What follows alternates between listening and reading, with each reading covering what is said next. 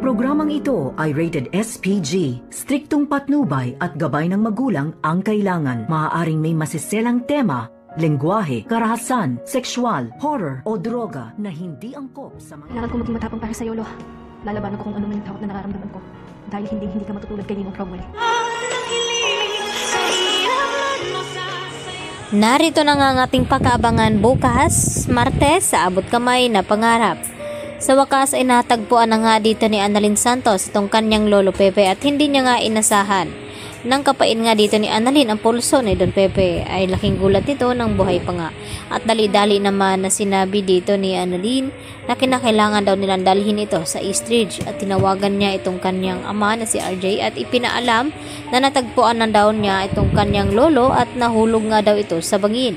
At dali-dali naman nagtungo itong sina Giselle at RJ sa East Ridge Hospital kung saan ay dumating na nga itong si Don Pepe. At dito nga nagsuggest itong si Carlos kung ano ang dapat gawin. Subalit ay sumingit naman itong si Annalyn at siya ang nakakaalam kung ano ang dapat gawin dito sa kanyang lolo Pepe. At hindi na nga siya mapipigilan dahil gagawin lahat ni Annalyn upang mailigtas lamang itong kanyang lolo at hindi matulad dito kay Ninong Cromwell. Kinakailangan lalabanan dito ni Annalyn ang kanyang takot upang mailigtas lamang itong kanyang lolo dahil nakasalalay na nga ngayon kay Don Pepe ang buong katotohanan na magsasabi na itong si Zoe ay hindi tunay na anak dito ni RJ at si Carlos ang tunay na ama nito. Kaya naman agad na tinawagan din dito ni RJ itong si Zoe at ipinaalam na natagpuan na nga itong si Don Pepe at dito naman natila na bigla itong si Zoe. At dito rin na natakot na baka mabuhay ito at masabi kung ano ang buong katotohanan at kung ano ang nangyari.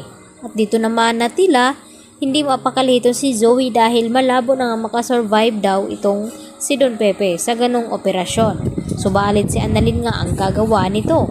At dito naman na sinabi ni Moira na doktor itong si Zoe wala ba siyang alam kung ano ang pwedeng gawin nila upang hindi matuloy na mabuhay itong si Don Pepe. Samantala hanggang pag-iyak naman ang ginagawa dito ni Giselle at niyakap niya itong kanyang ama na si Don Pepe sa akala na wala na nga ito dahil matapos ngang makita itong tungkod ay na ubusan na nga ng pag-asa itong si Giselle sa akala na hindi na daw nila makikita itong si Don Pepe at nang tumawag nga itong si Annalyn dito sila nabuhayan ng loob na makita pa ni Giselle itong si Don Pepe.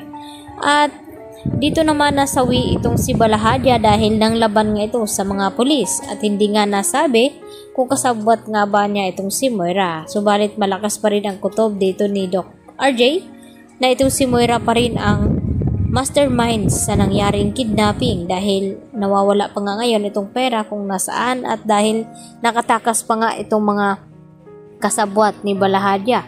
At natakot nga itong si Moira na baka magsumbong daw ito kina RJ at Giselle at maikanta na may pakana at kasabwat itong si Moira at Zoe sa nangyaring pagkidnap dito kay Don Pepe.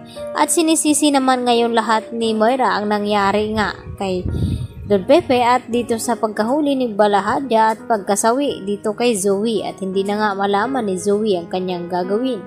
At pinuntahan naman agad ni Carlos Benitez itong kanyang anak nang tawagan niya ito at nagsabi na hindi daw niya sinasadyang mapaslang itong kanyang lolo. At hawak naman dito ni Carlos Benitez itong cellphone na ginamit ni Don Pepe na pangtawag dito kina Giselle at RJ at sinabi na may pakana ng kanyang pagkidnap ay walang iba kundi itong si Moira at Zoe. Subalit hindi nga sila sigurado kung ito'y narinig ba lahat-lahat ni Giselle. At tila kampante naman itong si Zoe na hindi nga dahil hindi galit itong si RJ na tumawag sa kanya. Kaya agad nagtungo sila sa East Ridge upang mangumusta at bantay sarado dito kay Don Pepe na baka magising ito at magsumbong sa kanyang nalaman.